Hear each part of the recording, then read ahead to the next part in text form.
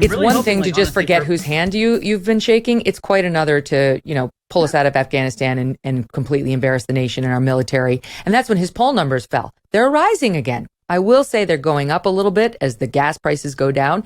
His poll numbers go up a bit. I don't know if people are celebrating his Inflation Reduction Act or what, but they seem to be having a little bit of wind at their back, notwithstanding the fact that those Afghanistan lies were now 1 year post the disastrous withdrawal, and they're all being proven day by day. But it's another story the media ignores. Here's just one, okay? So this time last year, when Biden pulled out the troops so disastrously, he said, we will make sure that we get every American out, right? He said that 1 month before he actually did it. And then we saw what happened. It was when he actually did it, on August 19th. And now we get the news just yesterday. This is from the New York Post. He did not get all the Americans out at the time. We had more than 1,000. They've been able to put a number on it. More than 1,000 who were left behind. This is thanks to Michael McCall, who issued a 115-page report. And from the 2-page summary, you can see that the State Department has since evacuated more than 800 Americans.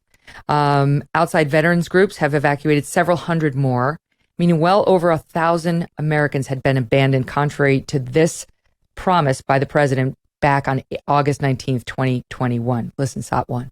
Americans should understand that troops might have to be there beyond August 31st. No, Americans should understand that we're going to try to get it done before August 31st. But if we don't, the troops will stay. If we don't, we'll determine at the time who's left. And if there are American forces, if there's American citizens left, we're going to stay till we get them all out. Just another lie. There's nothing wrong with George Stephanopoulos. The guy has built a great career for himself. But let's begin this segment by recognizing the fact that he, too, is a Democrat press secretary. Yeah, the guy worked for Bill Clinton. Mm-hmm. And they're like, okay, we need you to hold this Dem administration to account. And he asked Joe Biden a very simple question, and Biden can't even answer it, about the top issue of last summer. He is completely unfit to be holding the office that he has right now. I mean, he's been wrong about everything as it relates to Afghanistan. I mean, saying, number one, that you're going to get every American out, which obviously they didn't, when he said, it's very unlikely that the Taliban will retake all of Afghanistan. He was wrong about that, That happened within hours. When they're going to say, Al-Qaeda's not going to reconstitute in Afghanistan. Well, we had to kill Ayman al-Zawahiri in Kabul. Yeah, the head of Afghanistan ends up being right there. Right. If the leader of al-Qaeda feels comfortable enough to be in country, I think we probably have a problem with al-Qaeda in country. Yeah, and the thing that's so maddening about this, and we never should lose sight of it because we lost 13 service members as a result of this incompetency. But the thing that we should never lose sight of, in addition to that, is it was all super preventable, right? Because now we don't have, because there's no congressional oversight with Democrats, we don't have the actual candid assessment that generals were making about the folly that would follow. But my guess is, because we talked to Mike Waltz on the program, he's a congressman from Florida, and what he was saying a month beforehand is it's very obvious that Afghanistan is going to fall in a hurry. The one thing you ought not to ever consider is giving up Bagram Air Force Base, because at that point, not only do you have a whole bunch of POW, like absolute war criminals, housed at Bagram, it's also the only place you can take off and land from that gives you a strategic advantage over China and everything else. And immediately it's the first thing that they gave away, right? Mm-hmm. And what happened to the terrorists that were being housed at Bagram?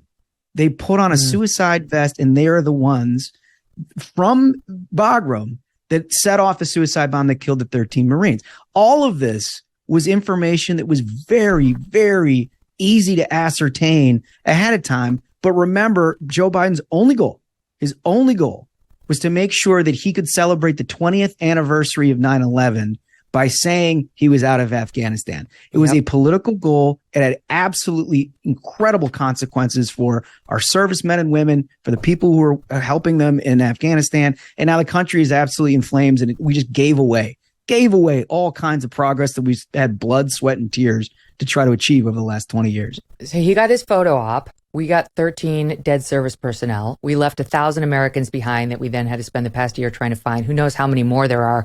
The reports are that we estimate it's far greater than 1,000, and folks are still trying to get out. On top of that, the latest reporting this month is that we left, the number is $7.12 billion in U.S. funded military equipment behind. That's from the Pentagon, their estimate. Military aircraft, ground vehicles, weapons, other military equipment still there. And again, they think that's an understatement. Afghanistan, the latest report from the UN, is in near collapse. That the UN is warning pure catastrophe, on the brink of pure catastrophe.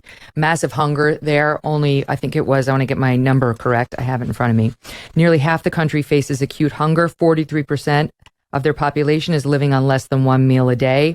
Women have been barred from virtually every job outside the home. They will let them clean the bathrooms, the female bathrooms of the Kabul government. Little girls can't go to school after grade 6.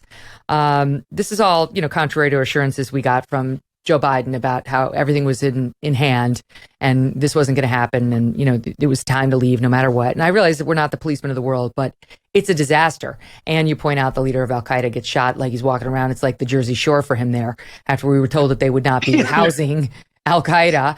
Who is it? Oh, it's just the number one. It's just the number one guy of Al-Qaeda. Yeah. So that's Afghanistan right now.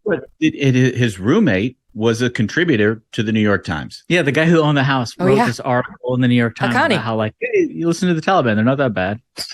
That's right. The New York Times was sounds great. We should absolutely put you in our paper. I think it can't be overstated how much of a tragedy this situation was, and it was under Joe Biden's watch. It was under his direction. The photo op he was concerned with was trying to spike the football, but then what the photo op he ended up getting is checking his watch when you have dead service members who gave their lives to this country, because he made a lot of terrible decisions. Yeah, well, it's also worth pointing out the vacuum that this left across the globe, right?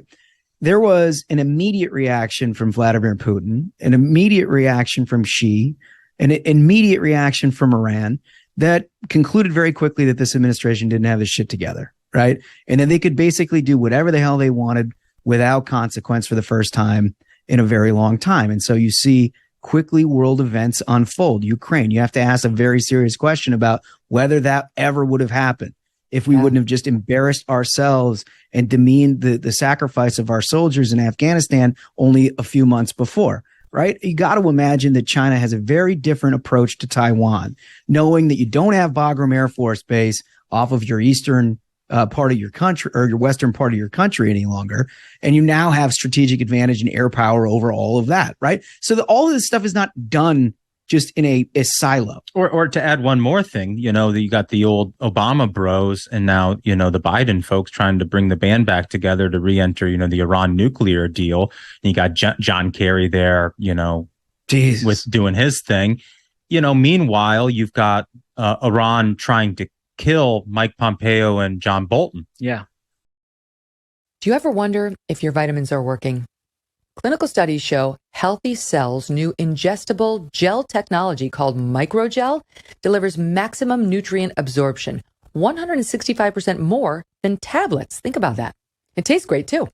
It's hard to make vitamin liquids or gels taste good naturally, but Healthy Cell products are the best tasting pill-free supplements on the market. Go pill-free and get up to 15 pills worth of nutrients in one ultra absorption gel pack, saving you money and time and giving you effective doses. Take a single great tasting gel pack at home or on the go. It's great for travel. You can mix it into drinks or blend it into smoothies, and you don't have to worry about that chalky, disgusting thing when you get the tablets. Old-fashioned tablets, capsules, and powders contain synthetic other ingredients like binding glues, flow agents, fillers, coatings that could irritate your gut and are just disgusting. Plus, it's made in the USA. Visit healthycell.com/Megyn, Megyn, or use the code Megyn for 20% off your very first order. Hey, thanks so much for watching. If you like what you just saw, hit the subscribe button for more clips and full episodes.